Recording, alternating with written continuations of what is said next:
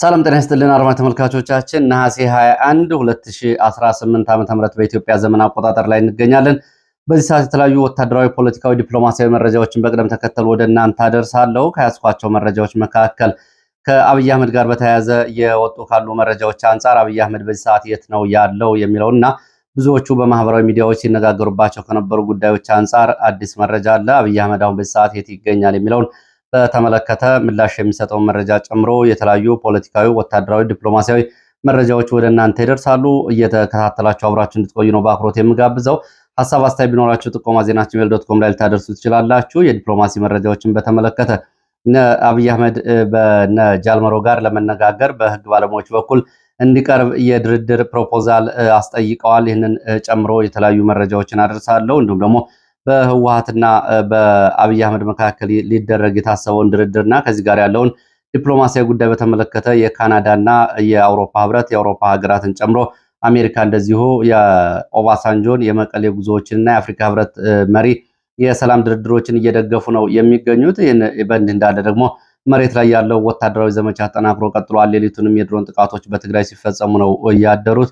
ይህንን ጨምሮ ያሉ ዝርዝር የግንባር መረጃዎችን በዚህ ሰዓት ወደ እናንተ አደርሳለሁ። እስከ መጨረሻው አብራችሁ እንድትቆዩ ነው በአክብሮት የምጋብዛችሁ። ወደ ፖለቲካዊ መረጃዎችም እንዲሁ ደግሞ ተዛማጅ ወታደራዊ አፈሳዎችን፣ ግዳጆችን የተመለከቱ መረጃዎች፣ በአጠቃላይ ያሉ ጉዳዮችን፣ የደህንነት ጉዳዮችን የተመለከቱ መረጃዎችን ትከታተላላችሁ። እስከ መጨረሻው አብራችሁ እንድትቆዩ ነው በአክብሮት የምጋብዛችሁ። በርካቶቻችሁ ሀሳብ አስተያየት እየሰጣችሁ ስለሆነ በእጅጉ ነው የማመሰግነው። በርካቶቹ በተለይ አስተያየት ካደረሳችሁበት ጉዳይ መካከል አንዱ የጥምረት ጉዳይን የተመለከተ ነው። እንግዲህ ጥምረትን፣ ቅንጅትን፣ ህብረትን እንዲሁም ደግሞ ትብብርን በተመለከተ የተለያዩ አስተያየቶችን ተመልክቻለሁ። እኔ አስተያየቶቹን በሶስት ከፍላቸዋለሁ። አስተያየቶቹ ብቻ ሳይሆን አጠቃላይ መሬት ላይ ያለው ነባራዊ ሁኔታ እሱን ነው የሚያሳየው። በሶስት የሚከፈሉ አስተያየቶች ናቸው እየመጡ ያሉት ከትብብር ከቅንጅት ጋር። በተለይ ፋኖ ከህወሓት ጋር ያደርገዋል ወይም ደግሞ አድርገዋል የሚለውን ትብብር በተመለከተ የሚወጡትን አስተያየቶች በሶስት እንመለከታቸው። አንደኛው በሶስት ከፍለን እንመለከታለን። አንደኛው የመጀመሪያው በምንም መንገድ ትብብር መደረግ የለበትም የሚለውና ትብብሮች ቢኖሩ ህብረቶች ቢኖሩ ወታደራዊ ኃይልና ወታደራዊ ጥምረት ቢፈጠር ብልጽግና ጉዳት ይደርስበታል፣ ብልጽግና ይወገዳል፣ ጥቅማችን ይቀርብናል የሚሉ የብልጽግና ኃይሎች በመጀመሪያው ረድፍ ይቀመጣሉ። ይህንን ለብቻ እናስቀምጠዋለን። እንግዲህ እነሱ ጥምረቱን ብቻ ሳይሆን መሬት ላይም ድሮንም ታንክም አሰማርተው እየተዋጉ ስለሆነ የነሱ ጉዳይ በዚህኛው ረድፍ ይቀመጣል። ሁለተኛው ረድፍ ላይ ያለው ደግሞ ከህወሓትም ጋር ሆነ ከማንኛውም ኃይል ጋር ቶሎ ትብብር ፈጥረን ጦርነት ማድረግ አለብን፣ ለዚህም ለድል እንበቃለን የሚል ስሌት የሌለው የተቻኮለ እንዲሁም ደግሞ የመውጫ መንገዶችንና የመሄጃ መንገዶችን የመነሻ መንገዶችን ጭምር በውል ያልገመገመ ጥምረት ትብብር የሚለውን ሐሳብ ብቻ በመሸከም በተደጋጋሚ ሐሳቦችን የሚያራግበው ቡድን ነው። ይሄ ግንዛቤና ገለጻ ያስፈልገዋል። ብዙዎቹ እዚህ ምድብ ላይ ይገኛሉ፣ የፋኖን ትግል የሚደግፉ። ሌላው ደግሞ የፋኖና የህወሓትን ጥምረት በተመለከተ የተለያዩ ጥያቄዎችን የሚያነሱ አካላት አሉ። ይሄ በፖለቲካ ንባብ ላይ የተመሰረተ እንዲሁም ደግሞ በታሪክ አረዳድ ላይ የተመሰረተ ጥያቄዎችን የሚያነሱ አሉ።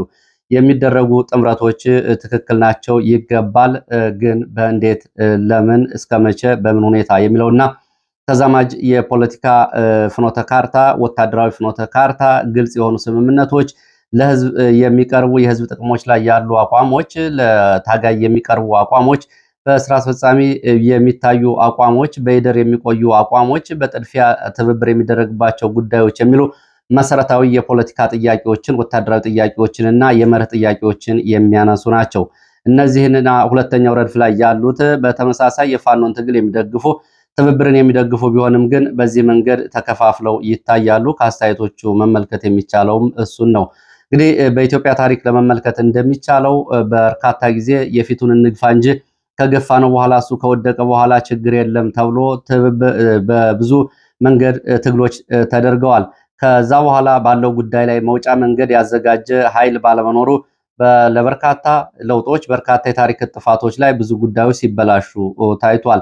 ለምሳሌ የተማሪዎች ንቅናቄ 60ዎቹ ዓመተ ምህረት ላይ የተማሪዎች ህብረትና ንቅናቄዎች ከአልጄሪያ እስከ ፍልስጤም፣ ከፍልስጤም እስከ ሰሜን አሜሪካ እስከ አውሮፓ ድረስ የነበሩ የተማሪዎች ህብረቶችና ጥምረቶች ንጉሱን ለማስወገድ ያደረጓቸው ትብብሮች በኋላ በወታደሮች እንዴት እንደተነጠቀና ወታደሮች ለውጡን እንዴት እንደቀለበሱትና ከዛ በኋላ ቀይ ሽብርና ነጭ ሽብር እንዴት ደም አፋሳሽ ጦርነት እንደተገባ እንዲሁም ደግሞ በደርግ የተማረረው ህዝብ ብቻ ደርግ ይውደቅ እንጂ የመጣው ይምጣ በሚል ተገንጣይ እንዲሁም ደግሞ ጠባብ ብሔርተኞችን ህወሓቶችን አዝሎ የመጣው እና ከህወሓት ማዕከላዊ መንግስቱን ከተቆጣጠረ በኋላ የሆነውን ሁሉም የሚያውቀው ነው።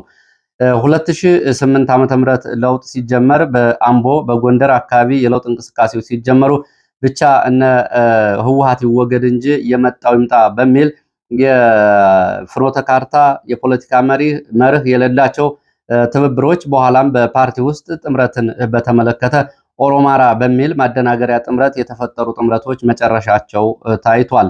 አሁንም ከዚህ አንጻር ከህወሓት ጋር የሚደረጉ ጥምረቶች የፖለቲካ ፍኖተ ካርታ የወታደራዊ ፍኖተ ካርታ ያስፈልጋቸዋል። አንድና አንድ ይሄ ብቻ ነው። አትተባበር አትጣመር የሚል የለም። ይህንን መተባበርን መጣመርን ያለውን ጥቅም የማይረዳ ሰው የለም። ሁሉም ሰው ይረዳዋል። የትብብርን ጥቅም ሁሉም ሰው ይረዳዋል።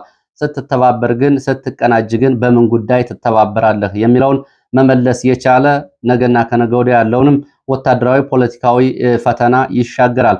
ከዛ ውጭ ባለው ሁኔታ ግን አሁን ባለው ሁኔታ ዝም ብለን እንግባበት የሚባል ከሆነ መውጫው ከባድ ነው የሚሆነው። ስለዚህ አስተያየቶቹ በዚህ ይከፈላሉ። ሶስተኛ ደረጃ ላይ ያለውን እንግዲህ ሮድማፕ ወይም ደግሞ ፍኖተ ካርታ ያስፈልገዋል የሚለውን ለፋኖ መሪዎች ጭምር በዚህ ሚዲያ የቀረበ ጥያቄ ነው። እስካሁን ግን የህወሓት ሰዎችም የለወጡት አቋም የለም። የህወሓት ሰዎችም እንደዚሁ በዚህ ስልታዊ መንገድ በመሄድ ማስፈጸም የሚፈልጉትን የራሳቸውን ዓላማ ለማስፈጸም ነው አሁንም የሚዲያ መግለጫ እየሰጡ ያሉት። ሩቅ ሳንሄድ ወደ ሞነንጆሪኖ ወደ ጀነራል ኃይለስላሴ ንግግሮችን እንኳ አንድ ወር ያለፋቸውን ትተን በትላንትናው ዕለት እንኳ ማኑኤል አሰፋ የተናገረውን ብንመለከት የህወሓት ሰዎች መቼም አቋም ያለወጡ ቃል በቃል የትብብሮችና ጥምረቶችን የምንፈልጋቸው ምዕራብ ትግራይን ለማስመለስ ስትራቴጂክ ስልታችን ነው የሚል ነው እየሰጡ ያሉት። ስለዚህ እነሱ ይህንን እያሉ ባለበት ሁኔታ ሌላውስ ምን ያስባል የሚለው በዚህ ነው። እንግዲህ ብዙ አስተያየቶችን ስለተመለከትኩ ነው። እንደ ሚዲያ ኤዲቶሪያል አቋምም እንደ ኤዲቶሪያል እንደ ርዕሰ አንቀጽም ሊወሰድ የሚችለው ከየትኛውም ኃይል ጋር የሚደረግ ትብብር የፖለቲካል ወታደራዊ እንዲሁም ደግሞ አጠቃላይ የፍኖተ ካርታ ወይም ደግሞ መውጫ መንገዶችን የሚያመላክት ትብብርና ስምምነት ሊኖረው ይገባል ነው። እንግዲህ ይህንን በተመለከተ አንዳንዶቹ ለማምለጥ ሲሞክሩ ይህን ትብብር ግልጽ የማድረግ ግዴታ የለብንም፣ እንትና እንደዚህ ብሎ ሊፈርም አይገባም፣ እንትና እንዲህ ሊናገርልህ አይገባም። በህዝብ ጥቅም ላይ የቆመ አካል ይህንን ሲጠየቅ ይህንን የሚመልስ ከሆነ ጉዳዩ ሌላ ነው። የተጠየቀውን ጥያቄ በአግባቡ ለታጋዩም ለህዝቡም እንዲሁም ደግሞ የፖለቲካ መብትና ጥቅሜ ይከበርልኛል ብሎ እየደገፈ ላለው ህዝብ ሊሰጥ የሚገባው ምላሽ ትክክለኛና ተገቢ ነው። ከዛ ውጭ በተለይ የፋኖ አመራሮች ከሚሰጧቸው ምላሾች ይልቅ የህወሓት መሪዎች በሚዲያ እየወጡ የሚሰጧቸው ምላሾች ሚዛን እየደፉ ይገኛሉ። እኛ በምዕራብ ትግራይ ላይ አንደራደርም፣ ሽምግልናም ምልጃም አላክንም እያሉ ሲናገሩ፣ በፋኖ በኩል ያለው መግለጫ ግን ይህንን ወይም ደግሞ አብሮ መስራትን በሚያሳይ መንገድ እየተገለጸ አይደለም። ይህም እንግዲህ በሚዲያም በቃለ ምልልስም የሚታየው ይህንን ነው። ስለዚህ የመጀመሪያው ትብብር ቅንጅት፣ የመጀመሪያው በእኩልነትና በጋራ ጥቅም ላይ የጋራ ስምምነት እንዲሁም ደግሞ በጋራ መተማመን ላይ የተመሰረተ ሊሆን ይገባዋል። እንግዲህ እነዚህን ለመመልከት ነው በመጀመሪያው አካባቢ ይህንን በሶስት ከፍዬ ያመጣሁት። ወደ መረጃዎቹ ነው የሚሄደው። ወደ መረጃዎች ሲሄድ በአዲስ አበባ በተለያዩ አካባቢዎች በተለያዩ ክፍለ ከተሞችና የአካባቢዎች ወጣቶች በተለይም የአማራና የትግራይ ተወላጅ የሆኑ ወጣቶች እና ነዋሪዎች እየታፈሱ መታሰራቸውን የሚገልጹ መረጃዎች ወጥተዋል። ስርዓት የሚካሄድባቸው አካባቢዎች መርካቶ፣ ተክለ ሃይማኖት፣ አዲሱ ገበያ፣ ፈረንሳይ፣ ሀና ማርያም፣ ጎሮን ጨምሮ በተለያዩ የአዲስ አበባ የመዲናዋ ክፍሎች ሰፊ ወጣቶች አፈሳና እስራት እየተደረገ እንደሆነ የመረጃ ምንጮች ገልጸዋል።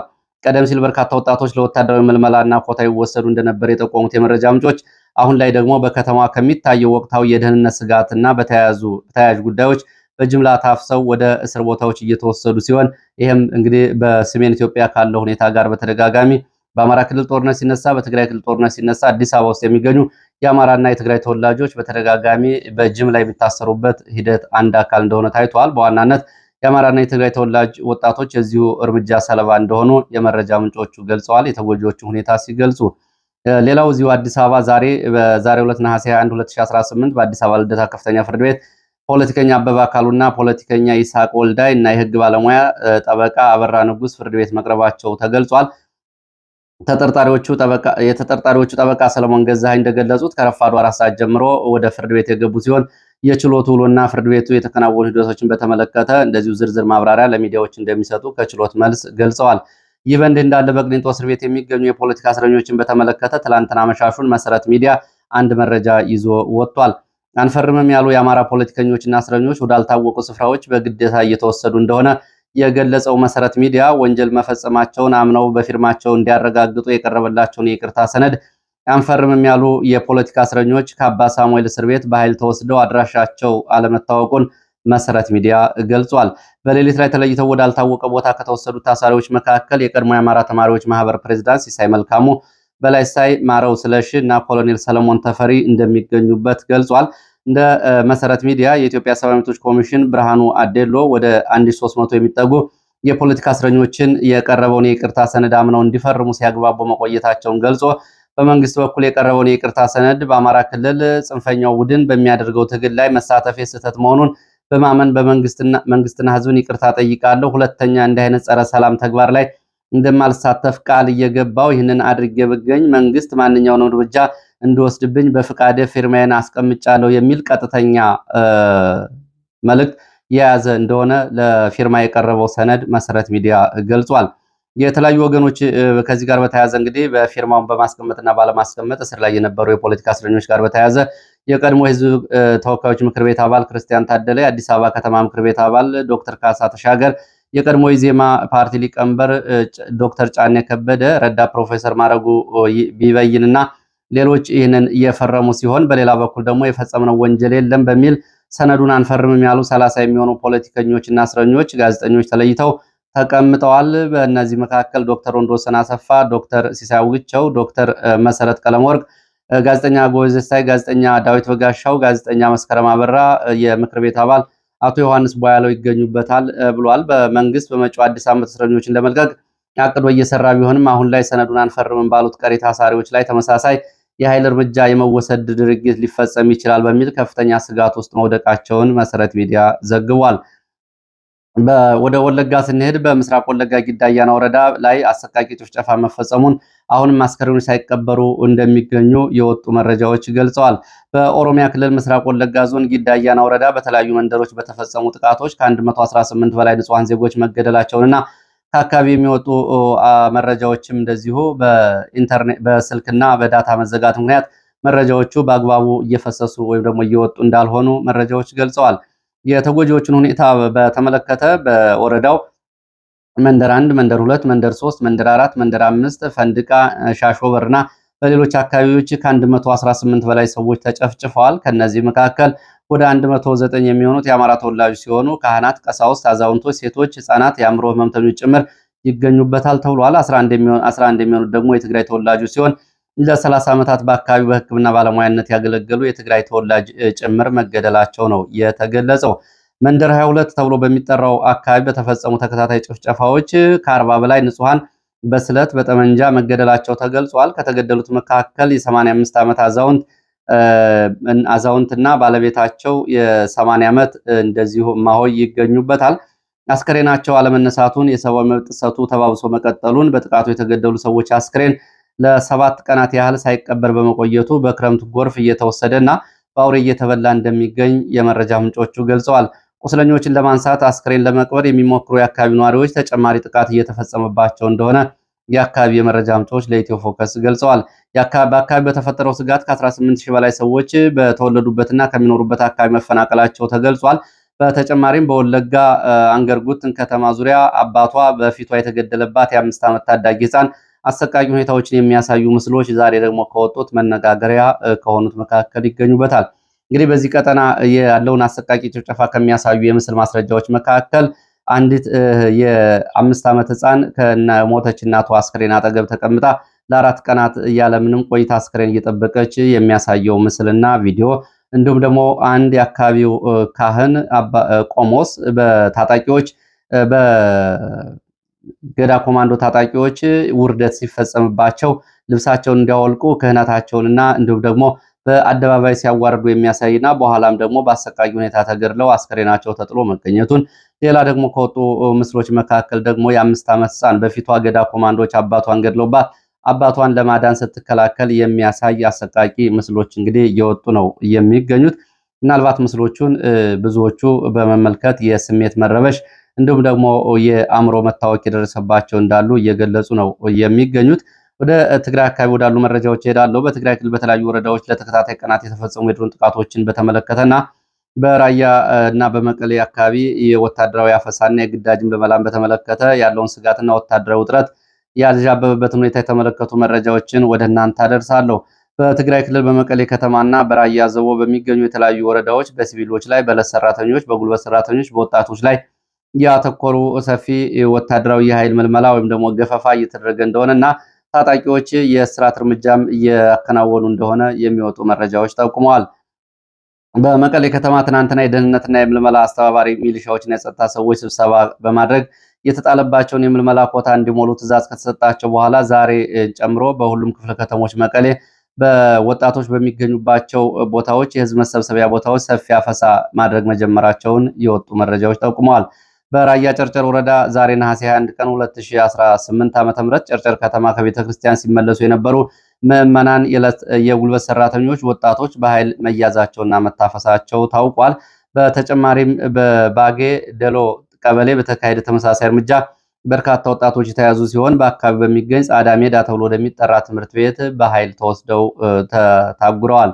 በራያ ዘቦ ወረዳ ዋርግቢያ ተብሎ በሚጠራ አካባቢ ጨቆና አካባቢው በእርሻ ስራ ላይ የነበሩ የዕለት የጉልበት ሰራተኞችም እንደዚሁ ታፍሰው ወደ ወታደራዊ ካምፕ ተወስደዋል።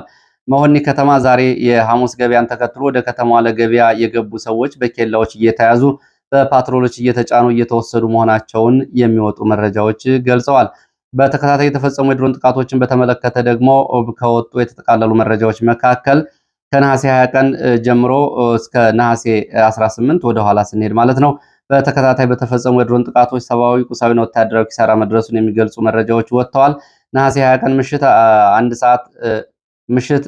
4 ሰዓት እስከ ነሐሴ 21 ጠዋት 2 ሰዓት ተኩል ድረስ በተለያዩ አካባቢዎች የድሮን ጥቃቶች ተፈጽመዋል። ከነዚህ ድሮን ጥቃቶች ከተፈጸሙባቸው አካባቢዎች መካከል ነሐሴ 20 ሳርቲ ወረዳ ጊጀ ተብሎ የሚጠራ ቦታ እንዲሁም ደግሞ ራያ ዘቦ ገነት ተብሎ በሚጠራ በሁለተኛ ደረጃ ትምህርት ቤትና እንዲሁም ደግሞ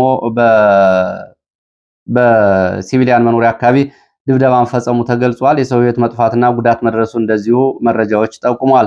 ነሐሴ 19 በምስራቃዊ ዞን አጽቢ ወረዳ በሚገኝ ፈለገ ወይኒ ተብሎ በሚጠራ ንዑስ ወረዳ በሚገኝ የሱር ኮንስትራክሽን ወታደራዊ ካምፕ ላይ በተፈጸሙ ጥቃቶች ጉዳቶች መድረሳቸውን የወጡ መረጃዎች ጠቁመዋል።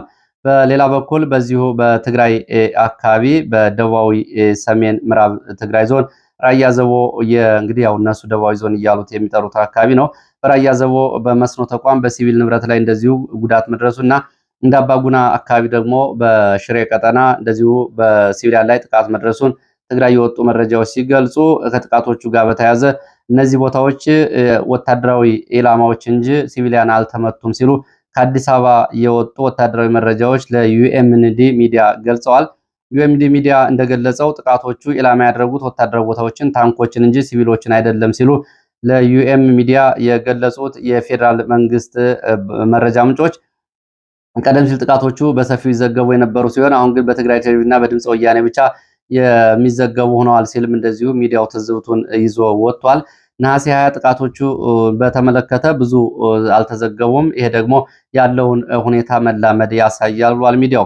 ጥቃቶቹ የተፈጸሙት የአፍሪካ ህብረት ልዩ መልእክተኛ ኦሉሴጉን ኦባሳንጆ ወደ መቀሌ እየተመላለሱ ባሉበት ቀንና ከዛ በፊትና ከዛ በኋላ ባሉበት ቀናት መሆኑን ገልጾ የአሜሪካ፣ አውሮፓ ህብረትና ካናዳ፣ ኖርዌይ፣ የእንግሊዝ መንግስታት እና አምባሳደሮች ማለት ነው በአዲስ አበባ የሚገኙ ውጥረቱን መባባስ ከፍተኛ ስጋት እንደፈጠረባቸውና ጉዳዩን እየተከታተሉት መሆኑና የፕሪቶሪያ የሰላም ስምምነት እንዲከበር መግለጫ እያወጡ መሆናቸውንም እንደዚሁ ዘገባው ጨምሮ ገልጿል። ሌላው መረጃ ደግሞ ኦነግ ወደ ድርድር እንዲመጣ በነ ሽመልስ አብዲሳ በነ አብይ አህመድና እንዲሁም ደግሞ ቀደም ብሎ በኢሊ ሆቴል ተዋቅሮ በነበረው ቡድን በኩል የተሰጠው ውክልና በአውሮፓ የሚገኙ የኦሮሞ ተወላጅ የህግ ባለሙያዎች ማህበር የድርድር ፕሮፖዛል አቅርቧል። በዚህ መሰረት በኦሮሚያ ክልል በጠቅላላው እና በኢትዮጵያ ውስጥ ለዓመታት የደም መፋሰሱ እንዲቆም የሚያደርግ የታለመ አዲስ የሰላም ውይይትና የእርቅ ሰነድ መቅረቡን መረጃዎች ገልጸዋል። ይህም ለአብይ አህመድ እንዲሁም ደግሞ ለሽመልስ አብዲሳና ለጃልመሮ ድሪባ ነው የቀረበው። በዚህ ፕሮፖዛል ላይ ነሐሴ 20 ትላንትና በቀረበውና በወጣው ይፋዊ ሰነድ በለንደን የሚኖሩ የህግ ባለሙያ ታዬ ፊዳ የሚያስተባብሩት የኦሮሞ የህግ ባለሙያዎች እየተዘጋጀ እንደሆነ ተገልጿል። በመሰረታዊነት በብልጽግና በኦህዴድ ብልጽግና ግፊት የሆነ እንደሆነ ነው የመረጃ ምንጮቹ የሚገልጹት። ቀደም ሲል በታንዛኒያ የተደረገውን የሰላም ውይይት የሽግግር መንግስት ይቋቋም በሚለው ጥያቄ ላይ ብቻ በዚህ ላይ ብቻ አተኩሮ የነበረው ውይይት አሁን ይህንን በማንሳት ሳይሳካ በመቅረቱ የገለጸው የህግ ባለሙያዎቹ በአዲሱ የጥሪ ግን ሽግግር መንግስት ምስረታ እንደ ቅድመ ሁኔታ እንደማይቀርብ እንግዲህ ያው እነ ሽመልስ ጉዳይ መሆኑ ያስታውቃል። ጃልመሮ የሽግግር መንግስት መቋቋም አለበት የሚል ቅድመ ሁኔታ ሲኖራቸው እና አብይ አህመድና እነ ሽመልስ ደግሞ ሽግግር መንግስት ምስረታ የሚባል ለድርድር መቅረብ የለበትም፣ እንደ ቅድመ ሁኔታ መቀመጥ የለበትም፣ ትጥቅ ፈታችሁ በብልጽግና ውስጥ ትካተታላችሁ ነው እያሉ ያሉት። ልክ ሁሉም ባረጋ ከበደ ውስጥ መግባት አለበት እንዳለው አብይ አህመድ ባህር ዳር ሄዶ አሁንም እሱን እያሉ ነው ያሉት። እንግዲህ የዚህ ሰነድ ማሳያው ትልቁ ማሳያው ይሄ ነው። የህግ ባለሙያዎቹ የሽግግር መንግስት ይቅረብ የሚለውን የኦነግን አቋም በቅድመ ሁኔታነት መካተት የለበትም ብለው ይልቁንም በክልሉ አስተዳደር ውስጥ የስልጣን ክፍፍል ማድረግና ጠንካራ ህጋዊ ዋስትናዎችን መስጠት ላይ ሊያተኩር ይገባል ብለዋል። እንግዲህ ይህንን በተመለከተ ያለምንም ቅድመ ሁኔታ ተኩስ ማቆም፣ የታጠቀ ኃይል በክብር ወደ መንግስት ጸጥታ መዋቅር ማዋሃድ፣ በህዝብና አመራሮች ላይ ያሉ የህግ ክሶችን ማንሳት፣ ፖለቲከኞችን መፍታት እንዲሁም ደግሞ ምርጫ ቦርድ ተመዝግቦ ህጋዊ እንዲሆኑ ማድረግ የሚሉትና የወደሙ አካባቢዎችን በመልሶ ማቋቋም መገንባት በሚል የዓለም አቀፍ ጥሪ በዓለም አቀፍ ደረጃ ያለ የሽግግር መንግስት ፍሬ ካፈሩት የኦስሎ የደቡብ አፍሪካና የኮሎምቢያ የሰላም ውይይት ተሞክሮች ተወሰደ በመሆኑ ይህንን የአፍሪካ ህብረት፣ የአውሮፓ ህብረት፣ አሜሪካ፣ እንግሊዝ፣ ኖርዌይ፣ ጀርመን በሂደት ውስጥ በታዛቢነት እንዲሳተፉ ጥሪ ያቀረበ ፕሮፖዛል ነው በኦሮሞኛ ተጽፎ የተሰራጨው። አዘጋጆቹ ይህንን አቅርበናል ቢሉም እስካሁን ድረስ ከአብይ አህመድም ሆነ ከሽመልስ አብዲሳ እንዲሁም ደግሞ ከጃልመሮ በይፋ የተሰጠ ምላሽ የለም። እንግዲህ እነ ጃልመሮ ምላሽ ይሰጣሉ ተብሎ ይጠበቃል። እሱ ሲደርስ ይካተታል። ሌላው መረጃ አብይ አህመድ በተመለከተ ነው። አብይ አህመድን በተመለከተ የሚወጡ መረጃዎች አሉ። አብይ አህመድ ሕክምና እየተከታተለ እንደሆነ የሚገልጹ በማህበራዊ ሚዲያ የተለያዩ መረጃዎች ተሰራጭተዋል። ከዚህ ጋር በተያያዘ የኢትዮ ፎከስ የመረጃ ምንጮች አብይ አህመድ ታመዋል የሚሉ ወሬዎች ቢኖሩም እሱ ግን ለሌላ ጦርነቶች እየተዘጋጀ እንደሚገኝና ከቤተ መንግስት ውጭ በሚገኙ የደህንነት ቦታዎች ስብሰባዎችን እየመራ እንደሆነ ነው የገለጹት። ከደህንነትና ወታደራዊ አዛዦች ጋር በተለያዩ አካባቢ ስብሰባ እያደረገ እንደሆነ አብይ አህመድ የገለጹት የመረጃ ምንጮች አብይ አህመድ ኮተቤ በሚገኝ የደህንነት ማሰልጠኛ ግቢ ውስጥ ሰሞኑን በተደጋጋሚ በእነዚህ አካባቢዎች ስብሰባ እንዳደረገና ከከፍተኛ የጦር የደህንነት አዛዦች እንዲሁም ከእስራኤልና ከተባበሩት አረብ ኤሚሬትስ ከመጡ ባለሙያዎች ጋር ወታደራዊ እቅዶች ላይ ያተኮሩ ውይይቶችና ስብሰባዎችን ማድረጉን ገልጸዋል። ከዚህ ጋር በተያያዘ በሱዳን ያለው ሁኔታ እንደተገመገመና የአርኤስኤፍ ወታደራዊ ሚዛን መዛባት እንዲሁም በሰሜን ኢትዮጵያ እያየለ የመጣው ወታደራዊ ውጥረት ጋር በተያያዘ ውይይቶች እንደተደረጉና ከዚህ ጋር በተያያዘ ስብሰባዎቹ ያተኮሩበት አጀንዳ እንደነበር የመረጃ ምንጮች ገልጸው እንዲሁም ደግሞ ለኦሮሞ ታጋዮች ደግሞ በጫካ ለሚገኙትም ሆነ በከተማ ለሚቃወሙት ሰፊ አካታች እቅድ እንዲቀርብላቸውም እንደዚሁ በዚህ ስብሰባ ላይ እንደ አማራጭ የደህንነት እቅድና የዲፕሎማሲ የድርድር አቅጣጫ መሰጠቱን የሚገልጹ መረጃዎች ናቸው የወጡት።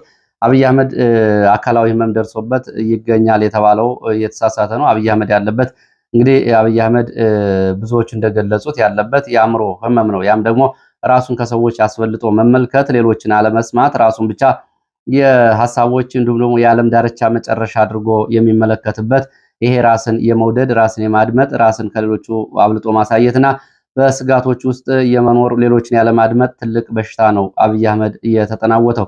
እንደተባለው እንግዲህ አብይ አህመድ በሌላ አካላዊ ህመም ታሞ ሆስፒታል አለመሆኑን ነው መረጃዎች የሚያሳዩ ያሉት። እንግዲህ እንዳውም ጦርነት የተዘጋጀ ከእስራኤልና ከአረብ ኤሚሬትስ ደህንነቶች ጋር ተጨማሪ ስብሰባ እያደረገ እንደሆነ የተገለጸው። ሌላው ወደ ፋኖ መረጃዎች ስንሄድ በደብረ ኤልያስ ወረዳ ልዩ ቦታው አበሸን በተባለ ቦታ በተፈጸመ ወታደራዊ ኦፕሬሽን ፋኖ ድል ማስመዝገቡን ገልጿል።